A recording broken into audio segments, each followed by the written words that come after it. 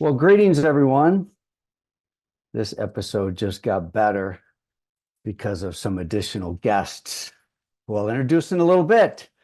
Welcome, everybody, to Lightbulb Moments, episode number 145. Gosh, I can't even believe we've done that many episodes. I love this. All right, so check out past episodes of Lightbulb Moments, both on YouTube, and we're now also a podcast. I'm Tom Kuhn. I'm host and curator of Lightbulb Moments. What is a lightbulb moment? Well, to me, it's a moment of sudden realization, enlightenment, or inspiration. But remember, you can't start a fire without a spark. So hopefully we'll create some sparks for you today that will create a chain that could have your lightbulb moments turn into something very meaningful for you. At Qnity, we're here to take what's complicated, overwhelming, and confusing to a simpler path towards prosperity. And remember to prosper manage your ATM, the three currencies we have in life: attention, time, and money. And thanks for spending your precious time with us. Whether you're live, whether you're watching the YouTube or listening to the podcast, or whether you're like our good friends Jana and Frank Westerbeacon on the road listening in their car, Frank, make sure you're driving safely out there. We love hearing from you. Submit lightbulb moments of your own. Our guest today is Lawless, the founder of the Millionaire Hairstylist, which is a podcast. And we have a bonus because joining him will be Jordan Drake, his partner in crime with this podcast. Super interesting guys. Can't wait to bring the mic to them. They'll be on with us shortly. Our last episode we had on Shane Price, CEO and founder of Green Circle Salons. Great episode. And then 2 episodes ago, we had Liz and Jess Arundel from Luscious & Co., twins, co-owners of a business. Fascinating conversation with them. Check it out. So also be sure to listen to Erin's Money 02 podcast. Remember, money's not the most important thing in life, but it is reasonably close to oxygen, and she interviews some great guests. Upcoming dates.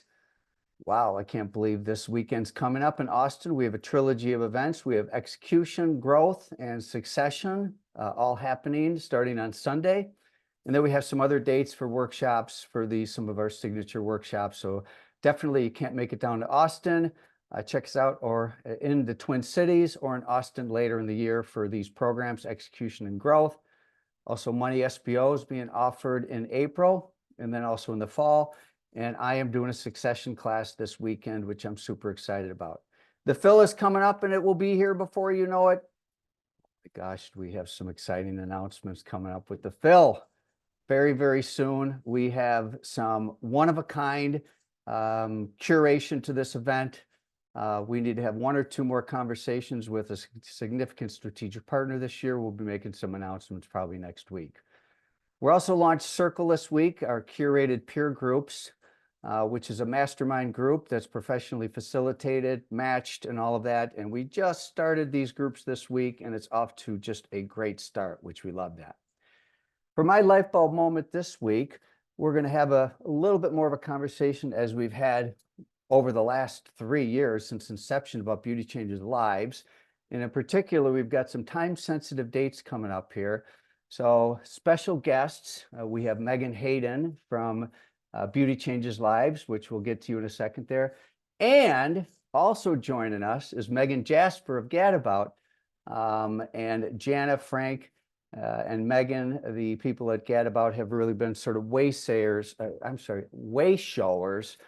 for this important initiative. So I'm going to pull this up on the screen here and give you just a little bit of basic information about One Day, One Ticket, 1 Million, which is coming up next month. And we would love to have more people participate in this. I'm going to bring up a QR code here. And then Megan, if this QR code is something different, you could put in the chat. Oh, looks like you have it on yours. So let's bring both of you to the mic and the screen. Megan, good morning. Good morning. Thank you so much for having us. Pardon me, we have double Megans here. All right, including a surprise Megan from Gadabout. Good morning, both of you. Thanks for joining us. So Megan, Megan Hayden, let me start with you. And you, of course, why don't you describe your role at Beauty Changes Lives and why you're so passionate about what you do? Of course. So, thank you so much for having us and letting us share a little bit about Beauty Changes Lives with your amazing community here. My name is Megan Hayden, and I am lucky enough to be the communications director for Beauty Changes Lives, which means I get to go out into the community and tell more folks and share my passion about everything that we're doing here at BCL. And one of our biggest tenants, as you know, we started as a scholarship foundation. And that is the bulk of what we do here at Beauty Changes Lives is presenting and providing funds for those who might not be able to go to cosmetology school, barber school, anywhere that you are in your beauty journey. We have resources for you, from scholarships to mentorships, advanced education, all the way on to entrepreneurial grants. So we're just really here. I'm passionate about sharing that these opportunities exist. And, we've got a special guest here, Megan, who's going to help me in just a minute talk about some of the ways that we fund these amazing programs. Of course, you know that all of these programs take funding, and our biggest fundraiser of the year is coming up on March 21st. And it is called One Day, One Ticket, 1 Million Possibilities. I don't know how much background you've given everybody on it. We've been talking about it most every week, and so Megan Jasper Gadabout, really, I would have to give you credit because I think last year you were the ones. I mean, first of all, Candy Shaw is really the visionary behind this, and immediately when she came up with this, I remember sitting in the board, and I'm like board meeting thinking like, this thing's got some legs to it, and then last year was very successful. So a lot of efforts going into this. So Megan Jasper, why don't you talk about how people will get involved in this? Absolutely. Happy Valentine's Day, Tom. Happy Valentine's Day. So I am here in place of Jana. As you mentioned, she is traveling today, but she is on the board and super passionate. And whenever either Westerbeek gets an idea or a spark or a light bulb in their mind, it's like wildfire around here. And so they have spearheaded this opportunity not only within Gadabout Salon Spas, but this year really growing it into the industry and becoming, Jana's now a board member and able to help kind of support Beauty Changes Lives more directly outside of our internal community. So what we did last year is we had one-on-ones. We have our annual one-on-ones that we do every season one.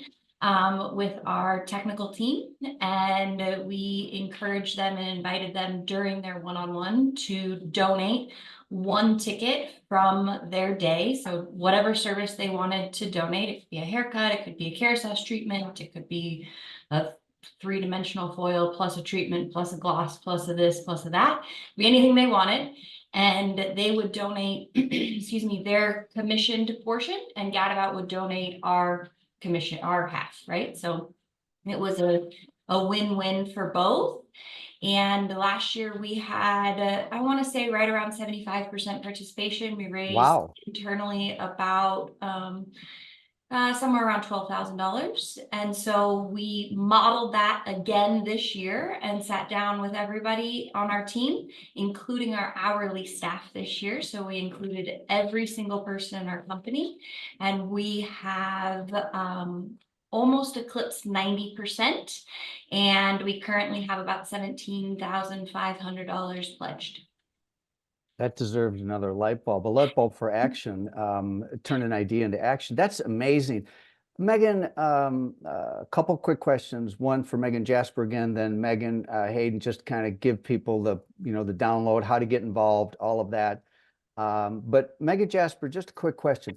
How did that make your staff feel? I mean, how did they feel to be part of something like this? It's incredible to see the excitement.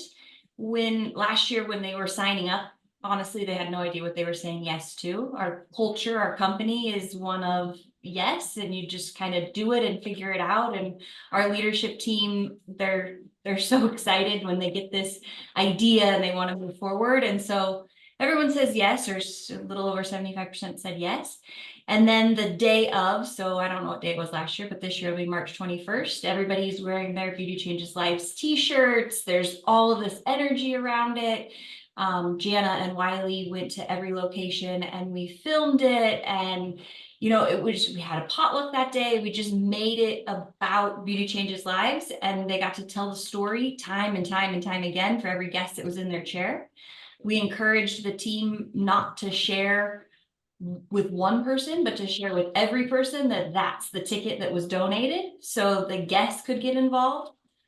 We had guests that were writing checks the day of because they wanted to support it. It was just viral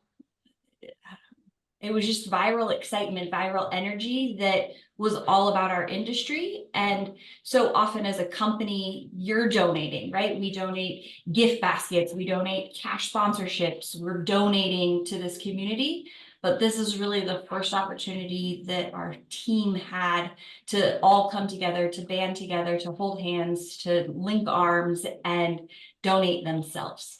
It sounds like a quadruple win. All right, Megan Huge. Hayden, give us the download. How does someone get involved? We've got the QR code. Yes. Are there any deadlines coming up?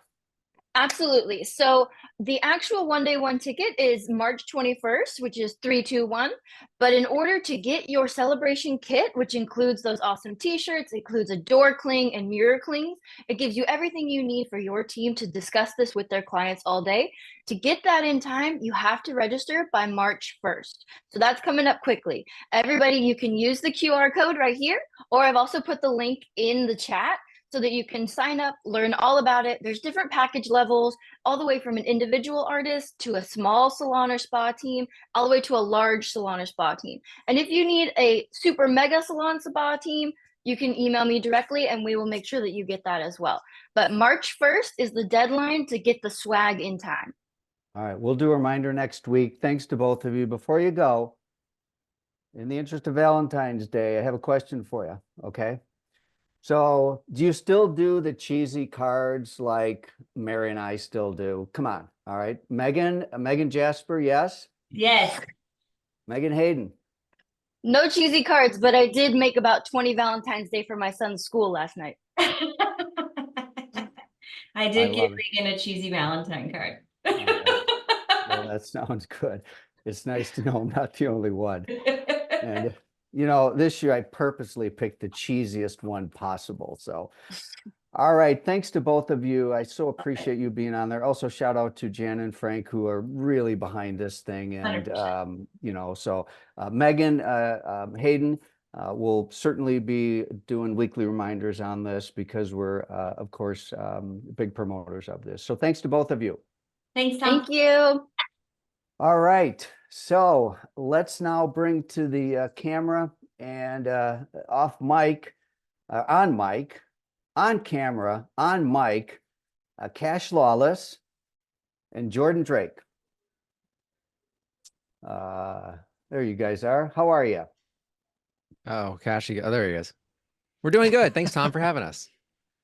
Well, Jordan Drake, you're the bonus guest here. I found out last week you're going to join us too. So we didn't acknowledge you and your great background. We'll get to that in a moment. But so first question, you know, Cash, are you the cheesy card guy too? Sorry, I just have to ask. No, I'm not, because my wife is not. Okay. She would prefer a glass of wine or a margarita or something like that.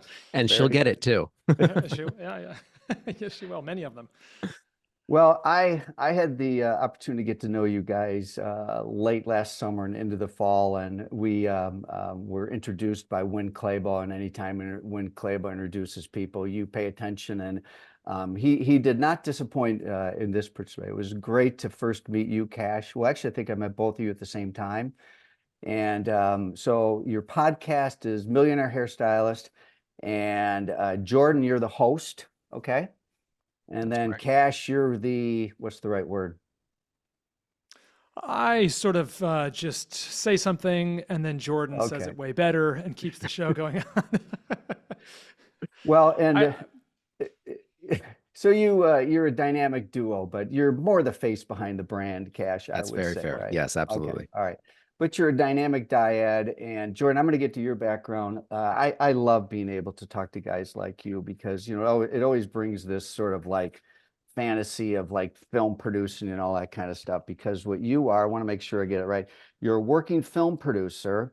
You do commercials, feature films, TV. You're based in New York, and you know, so really fantastic background. I just would love to geek out with you on that sometime another day. Definitely. And then Cash, you were not just a hairstylist, but a celebrity hairstylist with some big names such as Justin Bieber and all of that. You know, several other people. You probably have this long list. And then, but you retired from hairdressing in 2021, and you're an entrepreneur and you're an investor, as well as the you know, face of the podcast. So really super interesting story to unpack with both of you guys here. Thanks for having us. You know, we aligned pretty instantly because my understanding, and you've repeated this many times, is that, you know, you really want to address the, oh, you have such great words, and I just, financial well-being. Okay. Financial well-being of the hairdressing community, the pro beauty community. So we obviously have a lot in common there. We have different ways of manifesting it. There's some different, you know, approaches that we each take, but what a fascinating thing that you're doing. I love your podcast. I was honored to be on it. It was a ton of fun. I know Aaron was on there too. And I've been dying to get both you guys on here. So again, thanks for joining us. Of course. Absolutely. Thank you for having us. So we'll explore several different things. And one is, you know, so Cash, you retired from hairdressing and you built up some significant net worth. You obviously made some very smart financial decisions. And, you know, we had this conversation yesterday. I said, you know, you really strike me as an entrepreneur. Well, you're an entrepreneur and an investor. And, you know, there's a difference between being an entrepreneur and a small business owner. Okay. You're an entrepreneur and an investor, and you also happen to be a small business owner. I mean, you have interests, and why don't you talk about some of your other business interests outside of beauty that beauty actually gave you the opportunity to get into? Yeah, I had a wonderful career in beauty. I was working hairdresser for about, let's say 12 years, something like that. And I was in a long distance marriage for 7 years. I met the woman of my life and decided, you know what? I have to figure out some way to be able to afford this. And I was working in New York and LA and kind of career trapped in those geographies, and she lived in Texas. So I thought the best way to do this is take what little money I have and try and multiply it, because if I can't earn my way to where I need to get. And so I kept on working and I started investing in real estate. So bought my first rental property. Since then, I've bought over 800 properties. And my wife and I, we co-own a nationwide real estate investing firm together. It's headquartered here in Dallas, where I am right now. And then my first venture investment was back in, at the very beginning, around that time, was 2012, when I invested in a startup manufacturing automotive parts. And that's a multi-million-dollar company today that's manufacturing aftermarket motorcycle parts. And so that's e-commerce and the manufacturing side of businesses. And then founded the Millionaire Hairstylist with my partner, Jordan. And that is a company that is just dedicated to elevating the industry's financial education and improving their financial well-being through their businesses and teaching them how to multiply money and how to do that through their creative craft. And so I'm investing in a couple of other ventures now, hair care company and a couple of other things, but those are the primary things I'm working on right now. You know, a couple different things here. So a couple comments. First of all, I don't think I've ever used this term on Lightbulb Moments, but I would have to say that you have what's called the Midas touch. Well, I only told you the things that worked out.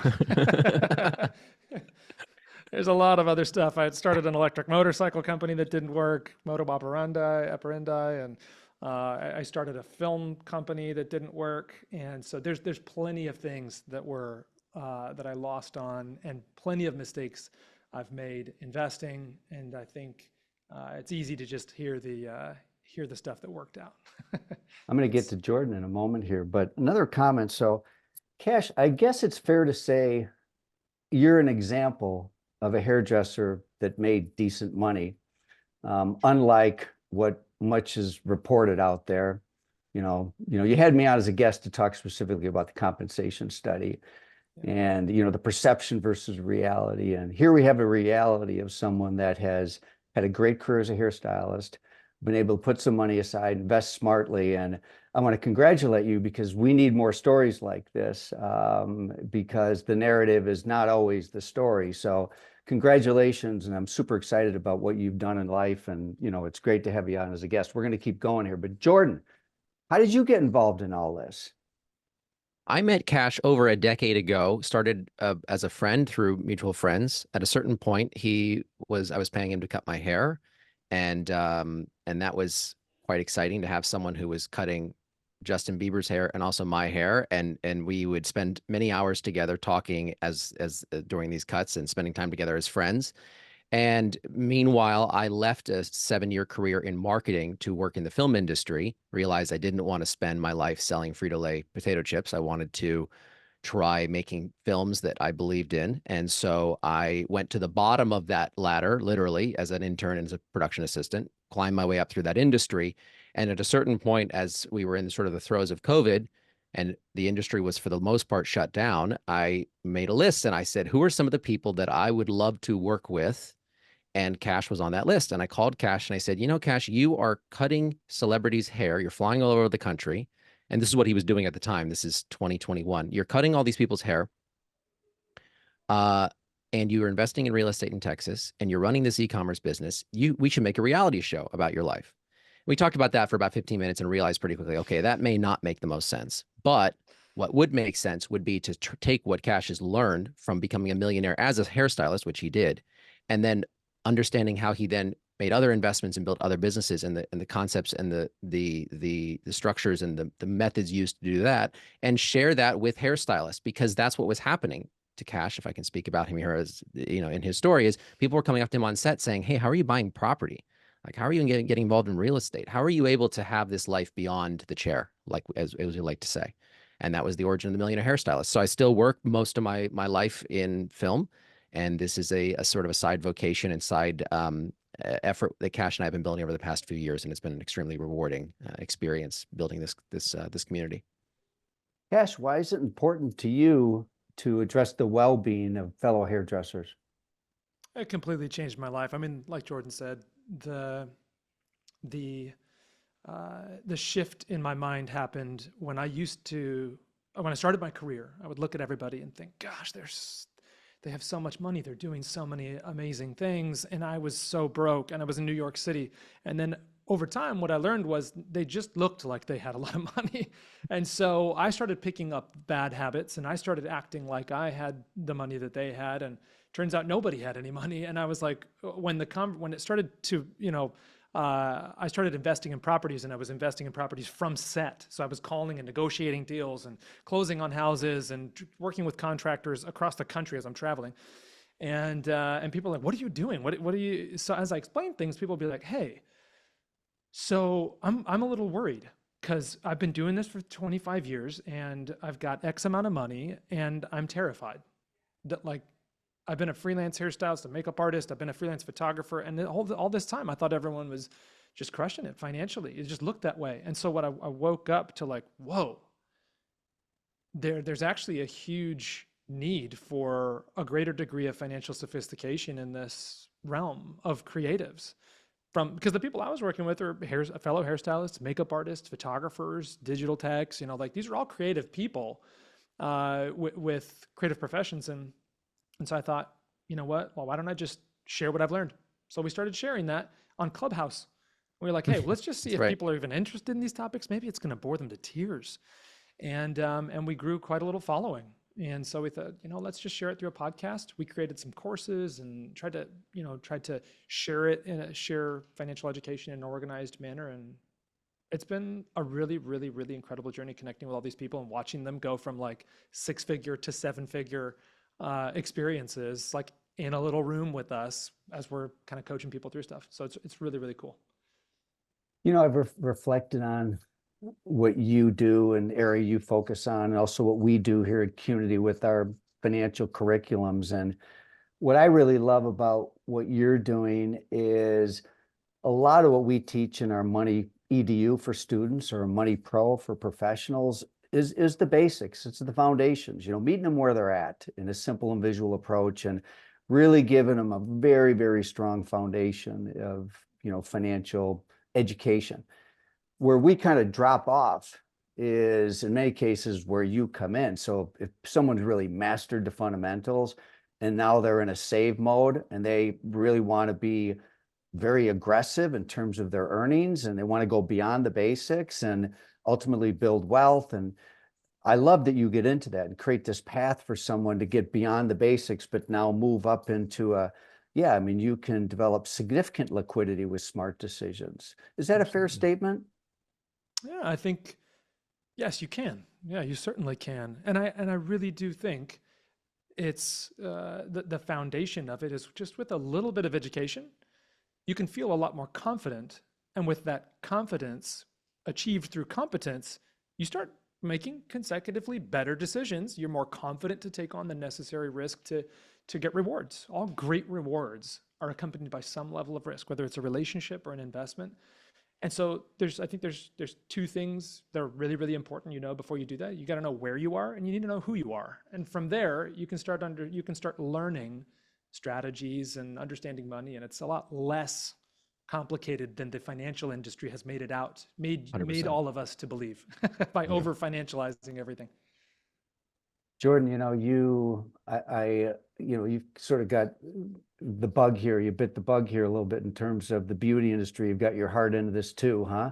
Because you haven't had to show up for a lot of these meetings, you know, but you've joined in. And so is it fair to say you've developed a fair amount of passion for the professional beauty industry and the hairdresser too in this journey? Otherwise, you're putting a lot of time in this, aren't you? Yeah, you know, it's interesting because what I've learned through spending time first with Cash and then over the years, and more recently, obviously spending copious amounts of time with hairstylists. We have these group monthly coaching sessions and we do our podcast is, you know, you really start to understand that people who are intrinsically creatives, and really you kind of have to be in hair. You know, this is not a spreadsheet type of job. It's not engineering. It is a creative art form. And I came from a family of creatives. My father is a fine artist. My brother is a wood crafter. My other brother is a composer. And I work every single day as a film producer with creatives. And so when you understand people who approach the world from that perspective, and then there is this myth we like to say, and Cash has spent probably the better part of the last 3 years basically dispelling this myth. I'm a creative. I can't be good with money. I'm a creative. I can't be an Starving investor. artist. The starving artist. And I think that fundamentally is what we reject. And that's what I think I'm very inspired by is that, and of course, we're doing this with hairstylists. That's our focus is, hey, you can have this creative skill set and this creative passion that really makes you come alive. That does not mean that you need to retire without retirement. That does not mean you need to be behind the chair for the rest of your life. That does not mean you can't build a thriving business. That does not mean you can't build your building. That does not mean you can't understand money. And so it's a community of people that are a smaller subset of a larger community of creatives that I have a real passion and an understanding and a certain level of love for sure. Cash, we were talking a little bit about, you know, some of the succession planning work that we do, and you said you've really never done any exit planning because you're in a grow mode. I mean, you're buying, you know. Yeah. But I asked you a question. I mean, you're an investor, you have like an investment company and all of that. And I threw out a scenario at you. And, you know, so let's say that we have a salon. This is really timely as I think of succession planning and all that. So let's say you're a salon owner, and I'm just going to pick an arbitrary number like mid-50s. And you put your head, heart, all your ATM, your attention, time, and money into building this salon business, one location, multi-location, whatever. And you reach the point where you're going to bring in partners, sell the business, whatever, and you get liquidity, you know, you have money.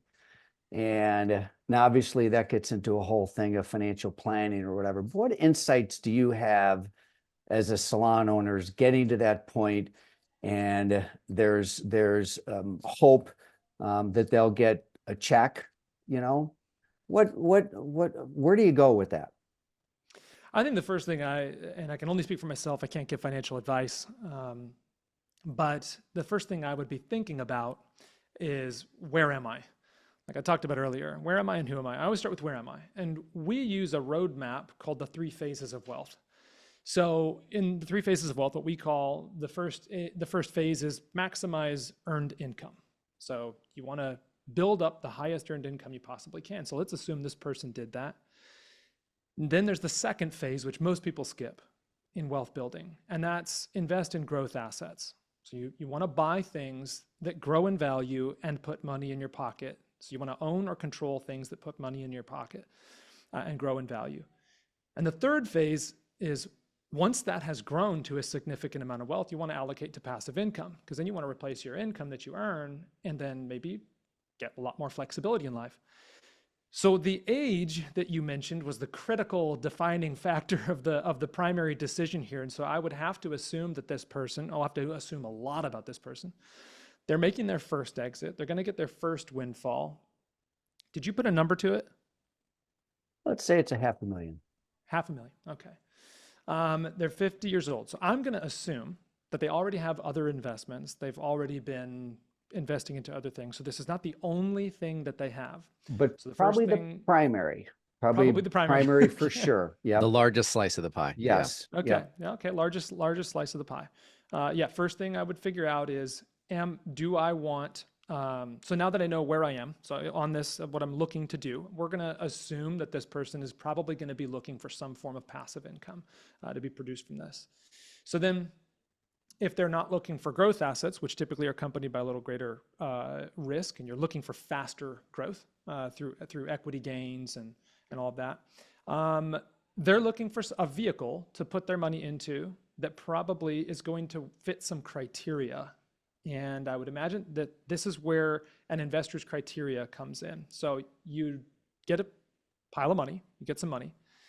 The first thing you do is stop, and you take tally of where you are. What do I have? What do I have going on? what are my expenses? You really get clear on everything you have and everything where you are right now. That's what's my active income, what's my passive income, what's my net worth, what are these basic like financial KPIs, right? You find that out, and then you determine, where do you want to go? So are you looking for, $500,000 a year in passive income? Because that's going to be really hard to achieve. So you want to find out what you're looking for, and that's your criteria. So you establish, where do I want to go from here? What's the goal? And then you plan. And so those are the 3 things that I would start doing. I want to figure out exactly where I am, which means get really, really clear on where you're at, what you have, what's going on in your financial picture, if you don't already. What opportunity am I looking for? And thirdly, the thing that I said earlier is, you want to know who you are. Great investors understand their risk tolerance. They understand their aptitudes, their weaknesses. Are they impulsive? And so part of what we teach about money is there's several tests you can take on understanding who you are, how you react, how you behave. Those are critically important before making investment decisions. There are lots of options out there for passive income. There's a lot of options. I think the first one I might be considering is, if I am selling this and I'm about to get something, some things I want to be considering is the tax implications of the way I would be receiving this money. So how much of it am I actually going to get to keep? Or is there something I could do which would reduce those tax implications? So for example, if I'm looking for passive income, I may want to do what's called a seller carry, which means I don't want you to pay me everything at once. I'd just like to pay you to pay me every single month, but at a higher premium. So there's an interest rate for me carrying this debt on the business and allowing you to purchase it. And that way you pay me maybe the purchase price plus 10% over the next 20 years, or maybe 10 years or 5 years. Quick pause there. So this is seller financing of a sale of a business. You see some advantages to that. Yeah, there are Yeah. certainly advantages tax-wise, right? Because it's not going to spike Yeah. your tax bracket up really quick, and you lose 37% of what you receive in your gain to taxes. So that if you have a really high income year to high income tax bracket, but maybe the following year you won't have income, you maybe want to do that, and that's something you want to discuss with your CPA. So how am I going to receive these funds in the most tax advantaged way possible? Because it is the biggest no return liability you'll have on the sale of a business. And so that's just one thing that you could consider is how much am I going to get to keep of this and how do I want to receive the funds? I think it's a really smart place to start.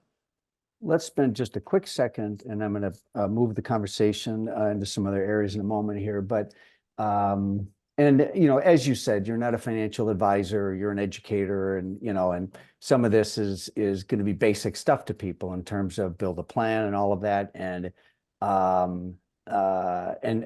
your wisdom is awesome. Talk about real estate for a moment. Different scenario. You have many salon owners that really are thinking about buying the building they're in, and just take just a minute or so and really, a lot of people are like, yes, I want to do it, don't know how to do it, or what are the advantages. So just some quick, because you're a real estate guy, and that's where you Yeah. definitely got some additional deep expertise. For sure. Yeah, I think for me, own as much real estate in your business as possible. That's a mantra of mine. If you can own it, own it. And that you need to obviously work out the numbers and make sure it makes financial sense, because there are certain scenarios where renting is better. And in that case, you don't want to own it. You want to look for the right things, own the right things. So there's a 4F formula that I teach, and that's the find it, fund it, fix it, and flip it. And that is the basic formula for owning real estate and profiting from it. So finding it means if you're looking for a commercial building, it's a pretty simple way to find commercial buildings. You get a commercial broker who starts looking for you. It's very, very uncommon you find like off-market commercial properties. And right now, there hasn't been a better time or a better entry time in commercial real estate because the prices are plummeting and banks are looking to get these things off their books. So you would be looking for a deal. So you want to buy it at the right price and find it. You can find it through a broker. Funding it. There's several ways that you can fund the purchase of real estate in your business. You can finance it. You can raise money for it. You can get a bank to cover 70% while you put some family members and friends together to cover the other 30%. Or you can just buy it outright cash. So that kind of depends on the position that you're in, the building you're looking at.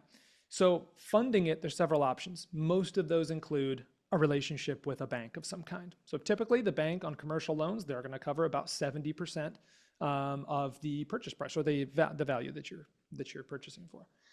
Then you have, after you've financed the building, you have to fix it, right? So you got to make it a salon. So you have to add that equity. So when you are looking at the building to purchase, you'll want to purchase at a price that allows you to put money into it, to make it the place that you need it to be to run the business, but then still have plenty of equity so that if you sold it that day and never turned it into a business or a salon, you'd still make money. So you never want to buy a piece of property and hope that it goes up in value. Appreciation in real estate is a bonus benefit of real estate. It is not the goal of real estate. You don't try to like double your net worth every year with real estate. So then after you fix it, you flip it. And flipping it doesn't mean selling it all the time. Flipping something just means turning a profit from it. So that could be that you turn it into a functioning, high profitable salon, and you're generating profit from it that way. You build out your first salon model, and maybe from that building, you franchise from there. You sell your franchise business, but you purchase the real estate for every franchisee, like McDonald's does. I'm a huge fan of owning more real estate, but selling your business model. And there are, you could sell the building later on down the line, and you could also rent that building to another operator down the line. You can do triple net leasing, and there's plenty of ways to profit from owning that real estate. But what I love about owning real estate in your business is that you have options. It gives you a lot of options to make profit other than going in and working every single day. And so I am a huge fan of owning real estate in any way possible in your business. Can I I love emphasize something there, Tom, that Cash says very articulately, but I think people sometimes miss, which is Cash has purchased a lot of real estate as a real estate investor, and we talk to our students about buying real estate. But one of the things I think people most misunderstand is what Cash said a second ago, which is buying a property in the hopes that the value will go up is not the strategy that you want to enter into purchasing real estate with. Because people have this idea, because the property values have gone up so much, we have this idea of like, oh, it's like a stock, you buy low, sell high.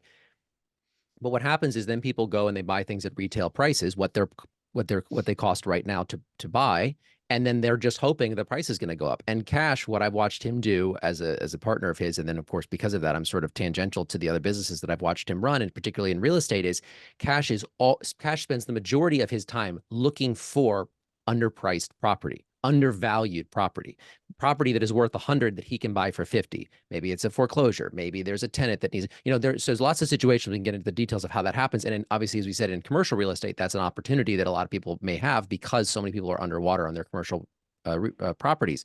But you don't just go buy the sticker price and hope that goes up. You have to go look for opportunities where something is worth less than what the market will value at if you renovate it, if, whatever things need to happen to it. And that's how you are protecting yourself, as opposed to buying something at market value. And then if the price doesn't go up, because we're about to enter some turbulent times, you're not sitting there with a property suddenly that you can't sell.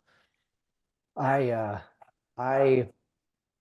cued into that also, Jordan, when he said that was like a light bulb moment for me. And I really think our listeners will find that as a light bulb moment in this episode, is that's a really important insight. And Carla's saying these guys are speaking my language. Yeah. And, I know a lot of the guests, including, I'm going to give another shout out to Frank and Jana Westerbeek. They do so many great things, and Frank is really into real estate, Frank Westerbeek. And I don't know if you know Frank, but you'll hopefully meet him soon at one of our events, including, I'm going to get to that in a moment. But I love that clarity about purpose of buying real estate. And you have another purpose as the actual owner tenant, Yep. Guys, I'm looking at the clock here. Jordan, if you were to share anything else for our listeners that you feel would be relevant, anything we've already discussed, or any other final points you want to make, go for it. I'll put a quick one. Cash said this recently, and I just really appreciate it. And everyone who's in this room, I think, can already relate to this, but I'll emphasize it. And I think this is also the reason for Cash's success. Big setup, right? Cash said recently, when you're lost, learn. And I think that one of the fallacies, if I may, about creatives is that they tend to be a little bit reluctant to educate themselves. There's a fear about topics they don't know about. And so I would just say, if you're listening to this, you're already on the right track. If you're listening to our podcast, that's what we attempt to do, is provide that education. But this information is out there when it comes to finances and when it comes to growing yourself financially. And just to put a point on that, when Cash was starting to get into real estate, there was 2 years where he would come to cut my hair and there'd be a book in his hand that was this thick of him reading about how to invest in real estate and understanding valuing properties and understanding the finances. So this is not a cute exercise of financial being lucky. This is years of education that Cash put in, learning from, paying coaches, paying mentors, reading books.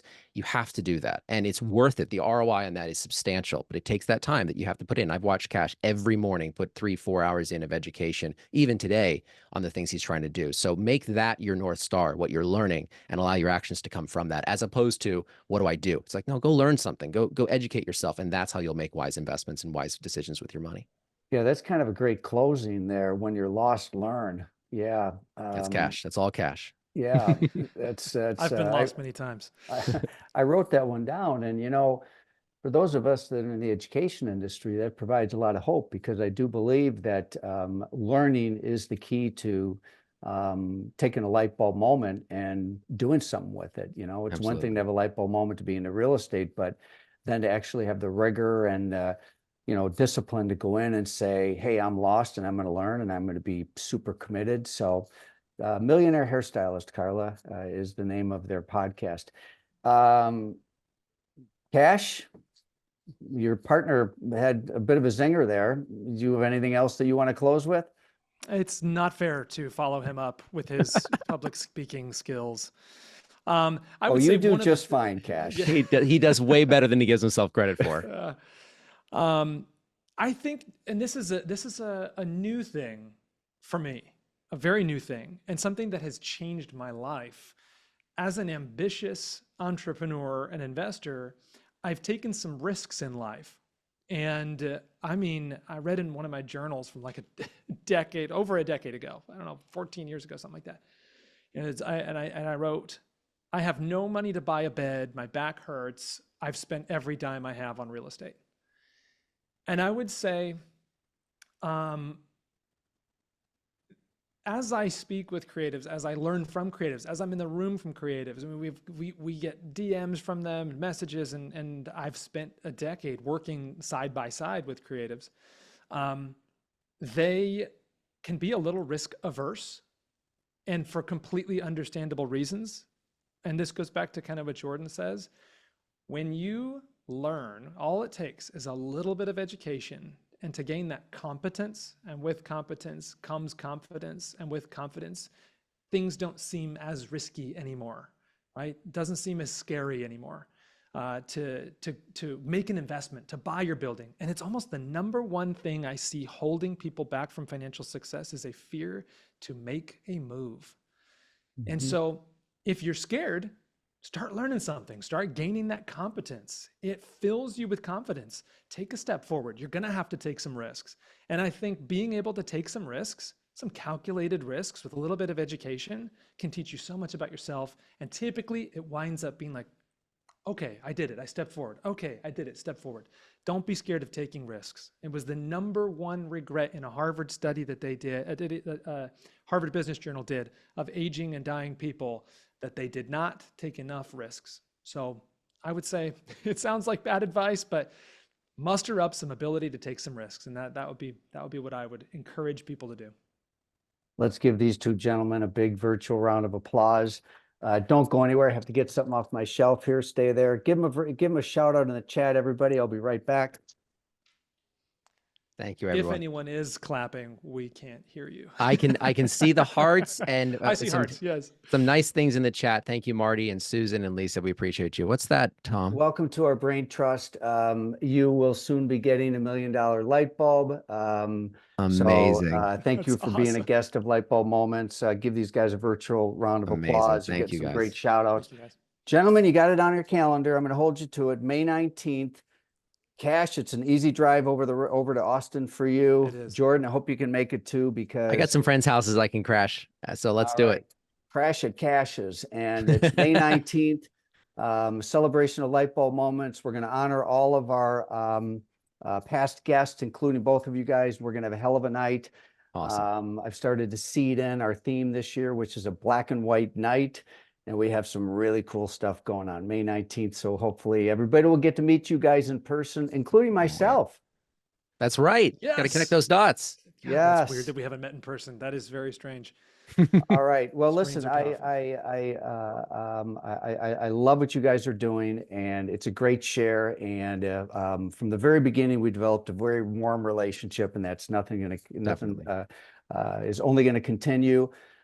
We have a few more fans out there in addition to myself and Aaron and our team. So once again, thanks to you guys. Thank you so much, Tom. Thank you, Tom. All right, everybody, I want to give a shout out to Lightheart Sanders. Speaking of Lightheart Sanders, I know when we're talking about real estate, Jared Sanders, actually at one of our conferences, did a mini segment on real estate, tax advantages, whatever. So certainly make sure to get the right advice when you venture into these type of territories. So happy Valentine's Day to everybody. Thanks for joining us. I'll take a second to read the comments, and you guys have a great rest of the week. Bye now.